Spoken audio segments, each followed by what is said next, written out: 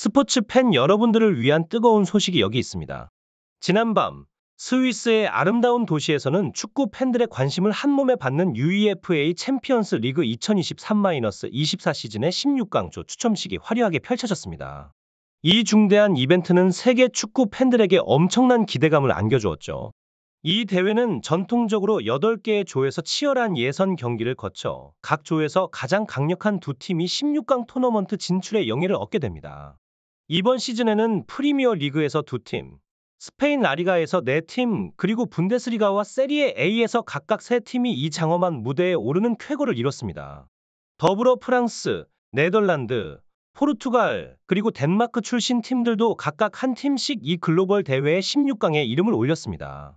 하지만 이번 추첨식에서 가장 놀라운 소식은 바로 프리미어 리그의 자존심, 맨체스터 유나이티드와 뉴캐슬이 예상치 못한 탈락을 맞이한 것입니다. 맨유는 코펜하겐에 밀려 조별 예선에서 탈락했고, 뉴캐슬 역시 파리 생제르맹에 밀려 탈락의 고배를 마셨습니다. 이는 축구계에 커다란 충격을 주었으며 세계 최고의 리그라고 자부하는 프리미어 리그에 큰 타격을 입혔죠. 이와 대조적으로 대한민국 축구 팬들에게는 이강인과 김민재의 활약이 큰 기대감을 안겨주고 있습니다. 파리 생제르맹의 이강인과 바이에른 미넨의 김민재가 속한 팀들이 16강에 진출하면서 우리나라 선수들의 뛰어난 기량을 세계 무대에서 다시 한번 입증할 기회를 얻었죠. 특히 많은 팬들이 이 두 선수의 맞대결 가능성에 큰 관심을 보이고 있습니다. 물론 아직 두 팀이 직접 맞붙을 가능성은 낮지만 그들의 대결이 현실화된다면 이는 국내 팬들에게 큰 흥분을 안겨줄 것입니다. 또한 이 두 팀은 2019-20 시즌 챔피언스 리그 결승에서 이미 한 번 맞붙은 바 있어 이번 시즌에도 결승에서 제외한다면 그야말로 드라마틱한 순간이 될 것입니다. 이번 UEFA 챔피언스 리그 16강 대진에서 대한민국의 이강인과 일본의 쿠보 다케우사 간의 대결은 이루어지지 않았지만 그에 못지않게 또 다른 흥미진진한 매치업이 성사되었습니다. 바로 이강인이 속한 파리 생제르맹과 쿠보 다케우사가 활약하는 레알 소시에다드의 대결이 그것인데요. 레알 소시에다드는 이번 대회에서 인상적인 성적을 거두며 주목을 받았습니다. 특히 이 팀은 인터밀란과 벤피카, 잘츠부르크가 포함된 조에서 패배 없이 3승 3무로 조 1위를 차지했죠. 많은 이들이 인터밀란과 벤피카의 16강 진출을 예상했음에도 불구하고 소시에다드가 조에서 선두를 차지한 것은 축구계에 큰 놀라움을 안겨주었습니다. 한편 레알 소시에다드는 과거 이천수 선수가 활약했던 팀으로도 잘 알려져 있습니다. 이천수 선수가 소시에다드에 입단했을 때 그의 당찬 발언이 많은 이들의 기억에 남아있죠.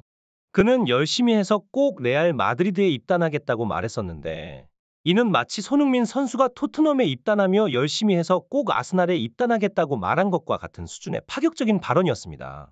파리 생제르맹의 경우 죽음의 조라 불리는 조에서 힘겹게 살아남아 토너먼트 진출에 성공했습니다. 이 팀은 2승 2무 2패의 성적으로 조 2위를 기록하며 조별 라운드를 통과했죠. 이강인과 쿠보 다케우사는 과거 마요르카 시절 함께 뛰었던 절친한 사이로 이번 대결은 선의의 경쟁을 펼치는 두 라이벌의 만남으로 많은 이들의 관심을 모으고 있습니다.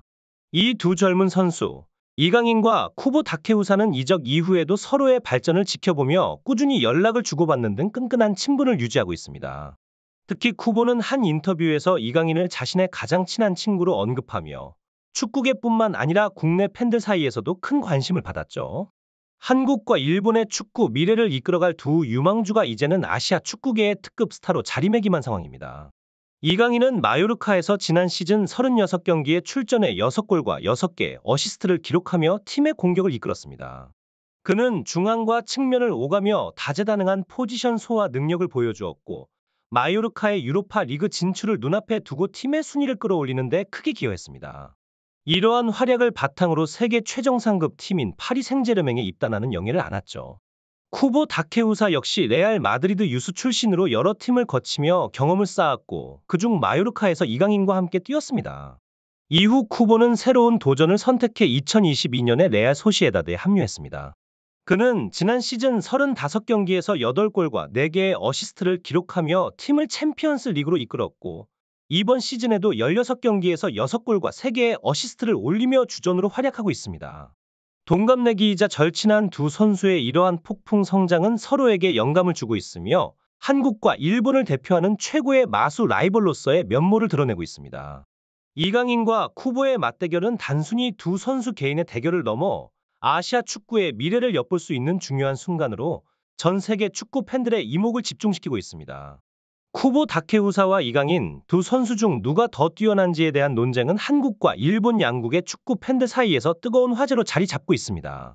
이강인은 월드컵에서 골든볼, 즉 MVP를 수상한 바 있으며 17살의 어린 나이에 스페인 라리가 무대에서 선발로 출전하는 등 세계 최고의 유망주로 인정받고 있습니다.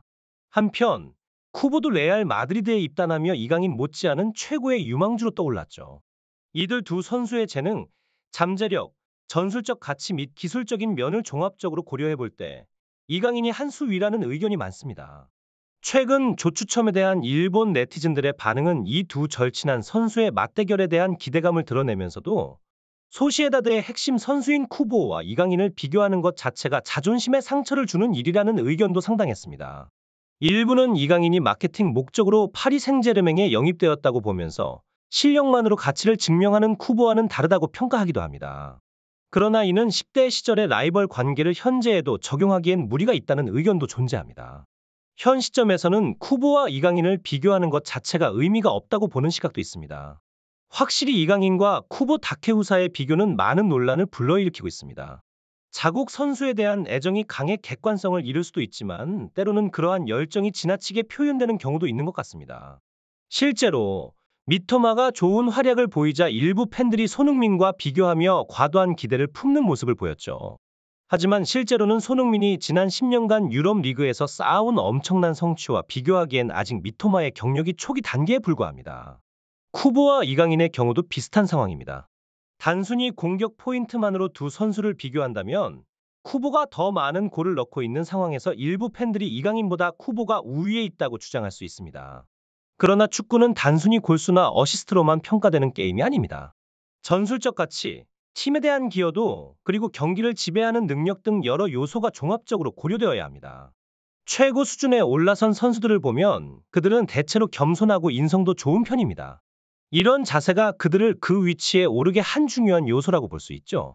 일부 언론이나 네티즌들의 과장된 반응은 오히려 이러한 훌륭한 선수들의 이미지를 훼손할 수 있습니다. 미토마 역시 손흥민과의 비교를 중단해달라며 겸손한 태도를 보였던 것을 기억할 수 있습니다. 그는 손흥민 선수와 비교될지 모르겠지만 현재 그는 나와는 다른 수준의 선수라고 언급했죠.